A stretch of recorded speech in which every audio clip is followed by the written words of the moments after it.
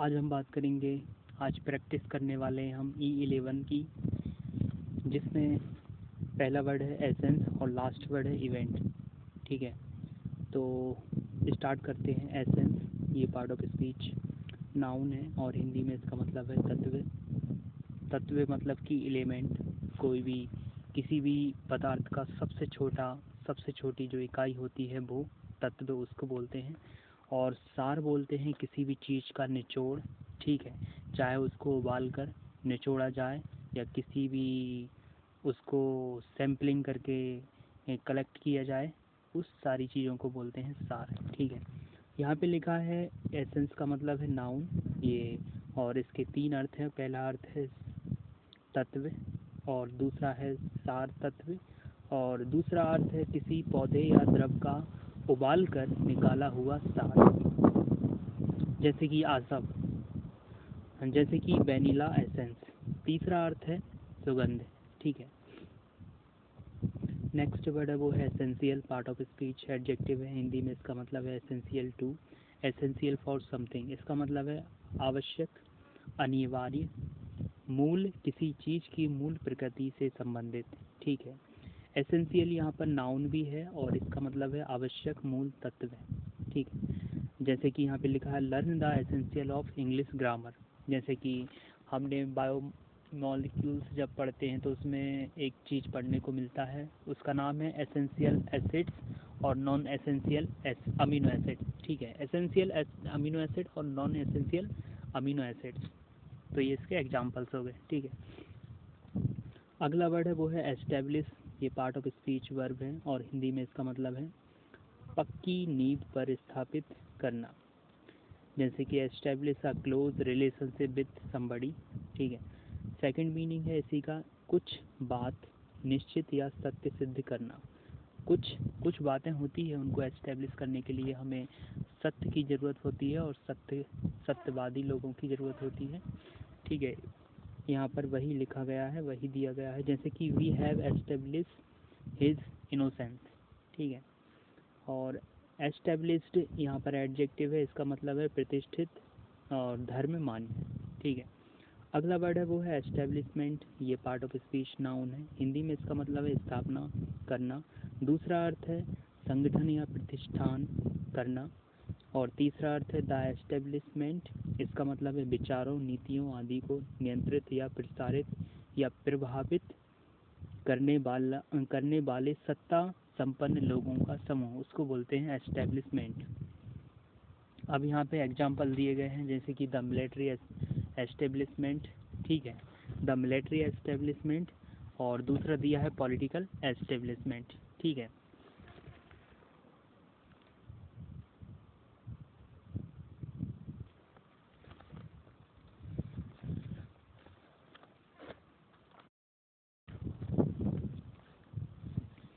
Next word है वो है एस्टेट।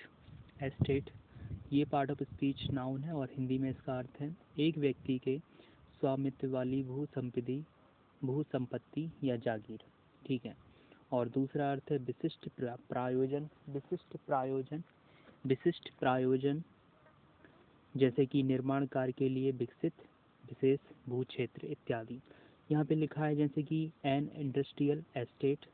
थर्ड मीनिंग है इसी का जायदाद। एस्टेट का मतलब होता है जायदाद भी। जैसे कि एस्टेट एजेंट, ये नाउन है, इसका मतलब है जायदाद का दलाल, उसको बोलते हैं एस्टेट एजेंट, मतलब कि जायदाद का दलाल। और अगला वर्ड है वो है एस्टीम, ये पार्ट ऑफ स्पीच नाउन है। हिंदी में इसका मतलब है सम्मान एवं श्रद्धा। ठीक है, एस्टीम यहाँ पर वर्ब भी है, इसका मतलब है सम्मान या श्रद्धा से देखना। जैसे कि to highly esteemed professional scientist, to highly esteemed professional scientist. दूसरा मीनिंग है विशिष्टता से विचार करना। Esteemed I esteem it a privilege to address such a distinguished audience. ठीक है, और अगला वर्ड है वो है एस्टीमेट।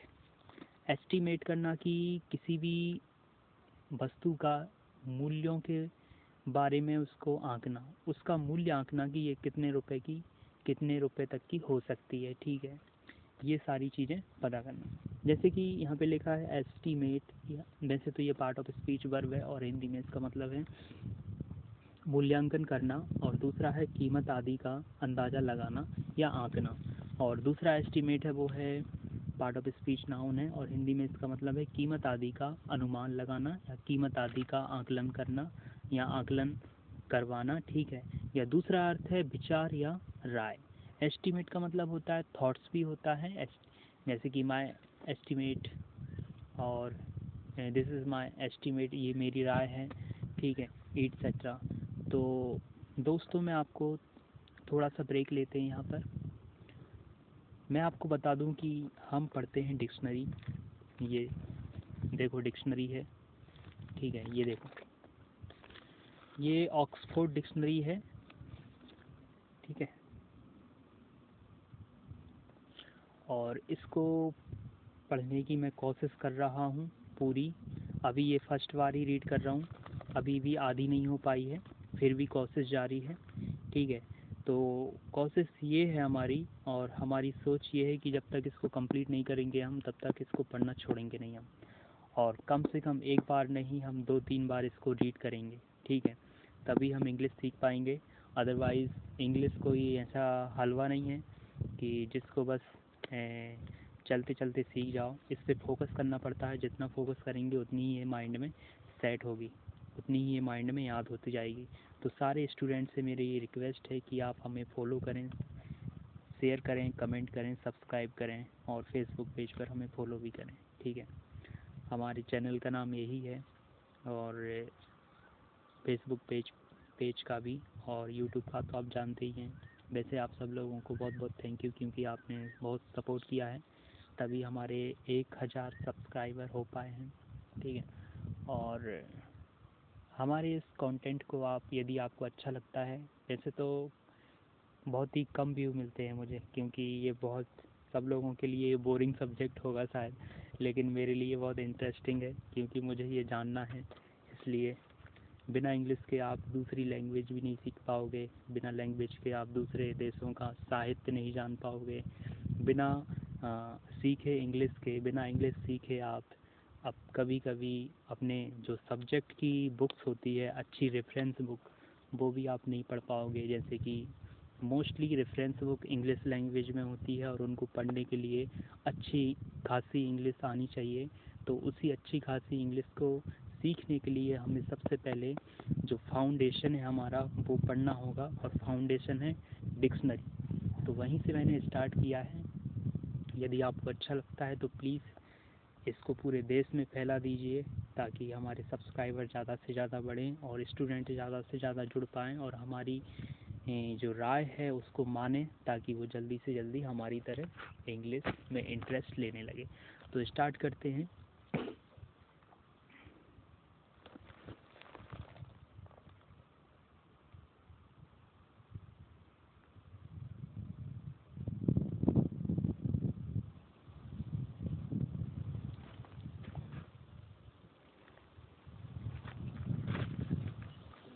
तो स्टार्ट करते हैं जहाँ पर हम थे, एस्टीमेट पर।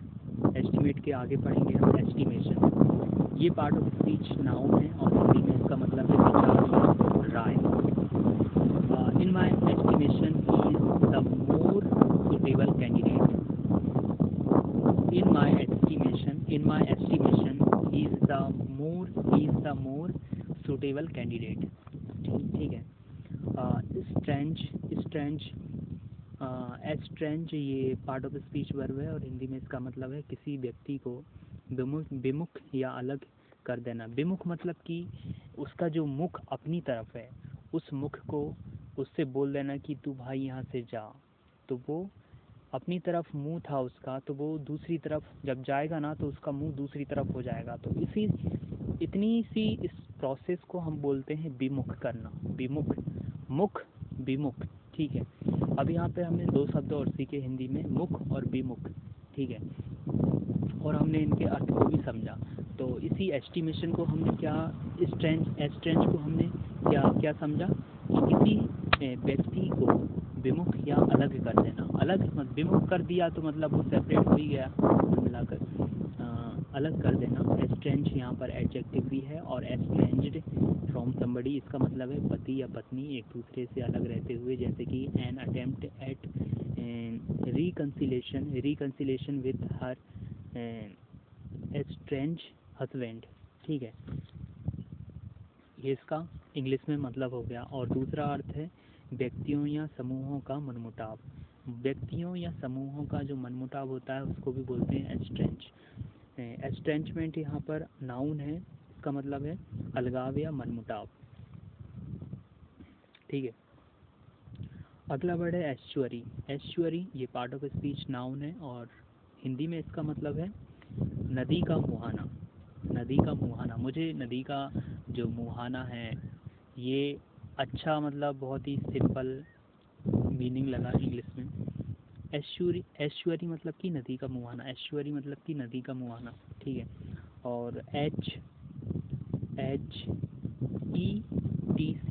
पार्ट ऑफ स्पीच वर्ब है, और हिंदी में इसका मतलब है धातु की पतली प्लेट पर सुई और अम्ल की सहायता से चित्र आदि बनाना जिससे अन्य कृतियाँ मुद्रित की जा सकती हैं। दूसरा मीनिंग है इसका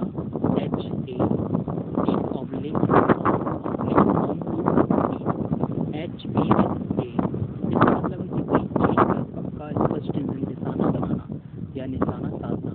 एचिंग यहाँ पर नाउन है, इसका मतलब है एक प्रकार की कला का नमूना, एक प्रकार की कला का नमूना। एचिंग मतलब कि एक प्रकार की कला का नमूना। ठीक है, और एच मतलब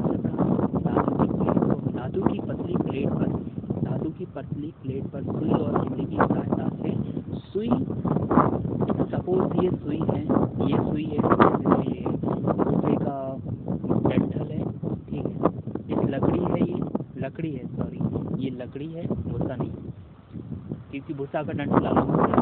ये लकड़ी है, और सपोज यहाँ पर एसिड है, तो सुई और एसिड की सहायता से धातु की पतली प्लेट पर चित्र बनाना, उसी को हम बोलते हैं एच। ठीक है, तो यहाँ पे हमने ये समझा, सहायता से चित्र आदि बनाना जिससे अन्य कृतियाँ मुद्रित की जा सकती हैं, जिससे कि और कॉपीज बनाई जा सकती है। ठीक है,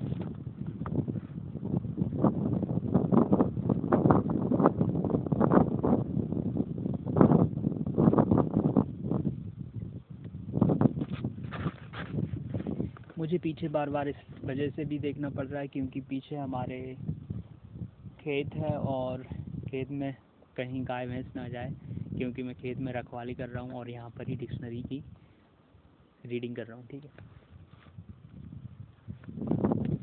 क्योंकि अभी पानी दिया है मूंग में हम लोगों ने, और कहीं ऐसा ना हो कि गाय भैंस उसमें पाँव रख दे। ठीक है, तो वी कंटिन्यू करते हैं। किसी चीज़ पर पक्का स्पष्ट निशान बनाना। ठीक है, और ईचिंग नाउन है, इसका मतलब है इस प्रकार की कला का नमूना। ठीक है, अगला वर्ड है इटर्नल। इटर्नल यहाँ पर एडजेक्टिव है। इटर्नल यहाँ पर क्या है? एडजेक्टिव है, और इसका मतलब है नित्य, अनादि और अनंत। इटर्नल लाइफ, जैसे कि इटर्नल लाइफ। दूसरा अर्थ है इसका कभी खत्म ना होता हुआ प्रतीत होने वाला, कभी खत्म ना होता हुआ प्रतीत होने वाला, उसको भी हम बोलते हैं इटर्नल। जैसे कि भगवान की जो स्नेह है मानव के ऊपर, पूरी जीव जंतुओं के ऊपर, वो इटर्नल है, ये कभी समाप्त नहीं हो सकता। भले ही हम भगवान पर कुछ बोलते हैं, लेकिन भगवान हमें ऐसा कुछ नहीं बोल सकते, क्योंकि वो समझते हैं कि मतलब ये भक्त लोग हैं और इन पे कृपा बनाए रखनी ही बहुत बड़ी शक्ति है। ठीक है, तो ये ऐसी चीज़ें हैं जो कभी खत्म नहीं हो सकती हैं, इटर्नल लाइफ। और इटर्नली यहाँ पर एडवर्ब है।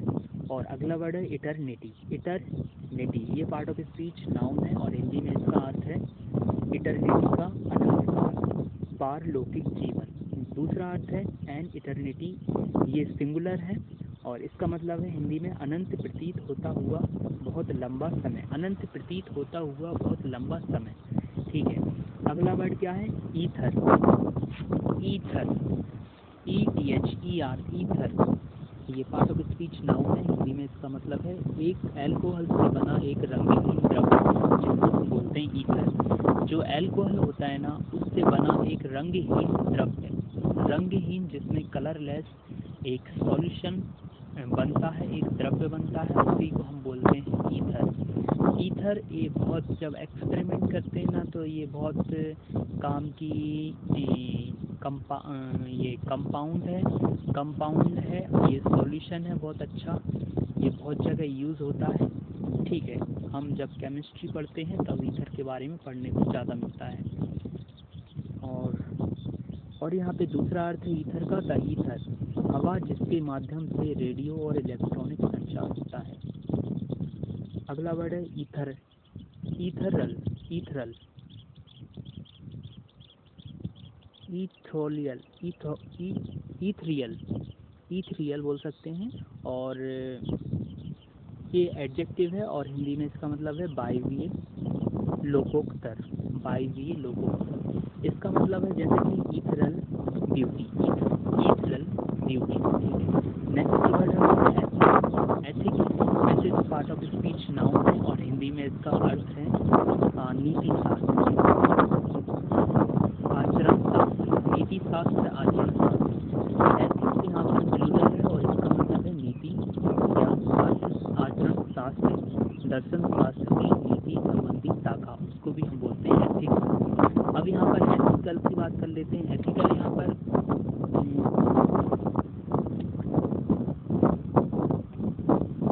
एडजेक्टिव है और इसका मतलब है नीति शास्त्र संबंधी, जैसे कि rules which govern ethical standards. ठीक है, सेकेंड नैतिक, एथिकल का मतलब है नैतिक और एथिकली का मतलब है, ये पार्ट ऑफ स्पीच एडवर्ब है। ठीक है, अब अगला वर्ड है एथनिक, ये पार्ट ऑफ स्पीच एडजेक्टिव है और हिंदी में इसका मतलब है जातीय, मानव जाति। यहाँ पे लिखा है एथनिक माइनॉरिटीज़, एथनिक माइनॉरिटीज़, और दूसरा मतलब है व्यक्ति के बारे में किसी विशिष्ट देश या क्षेत्र का निवासी, उसको बोलते हैं एथनिक। जैसे कि जन्म से या कुछ परंपरा से वो बहुत अलग होता है, उसको भी हम बोलते हैं कुछ विशिष्ट। ठीक है, तो वो एथनिक होता है। एथनिक टर्क्स, एथनिक जैसे कि एथनिक टर्क, थर्ड मीनिंग है गैर यूरोपीय या अमेरिकी, जो कि यूरोपीय नहीं है और अमेरिकी नहीं है, उनको भी हम एथनिक बोलते हैं। ठीक है, जैसे कि एथनिक क्लॉथ्स एट्सेट्रा।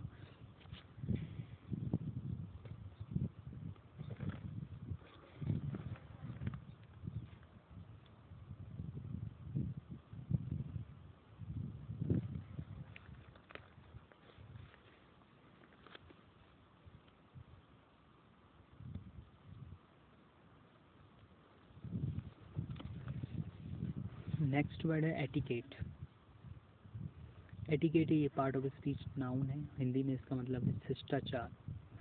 अगला वर्ड है इटाइमोलॉजी, इटाइमोलॉजी ये पार्ट ऑफ स्पीच नाउन है, हिंदी में इसका मतलब है शब्दों की व्युत्पत्ति एवं अर्थ के अध्ययन का विज्ञान, शब्द विशेष की उत्पत्ति एवं इतिहास। इटाइमोलॉजिकली, इटाइमोलॉजी, इटाइमोलॉजिकल ये एडजेक्टिव है। और अगला वर्ड है यूलोजाइज, यूलोजाइज, यूलोजाइज ये पार्ट ऑफ स्पीच वर्ब है और हिंदी में इसका मतलब है प्रशस्ति वाचन या लेखन, प्रशस्ति वाचन या लेखन। अगला वर्ड है यूलॉजी, इसका पार्ट ऑफ स्पीच नाउन है, हिंदी में इसका अर्थ है विशेषतः औपचारिक वाक्यों में इसका उपयोग करते हैं, जैसे कि प्रशस्ति, प्रशंसा भरा भाषण या लेख। अगला वर्ड है यूफेमिज्म, यूफेमिज्म ये पार्ट ऑफ स्पीच नाउन है, हिंदी में इसका मतलब है कटु सत्य को कम अप्रिय शब्दों द्वारा कहने वाली अभिव्यक्ति, कटु सत्य को कम या अप्रिय शब्दों द्वारा कहने वाली अभिव्यक्ति, उसको हम बोलते हैं यूफेमिज्म। जैसे कि pass away is a euphemism for die. ठीक है, ठीक है, जैसे कि pass away is a euphemism for die. Euphemistic ये एडजेक्टिव है और यूफेमिस्टिकली ये एडवर्ब है। ठीक है, नेक्स्ट वर्ड है वो है यूफोरिया, यूफोरिया यहाँ पर नाउन है, इसका मतलब है अत्यंत प्रसन्नता एवं उत्तेजित उल्लास की तीव्र भावना।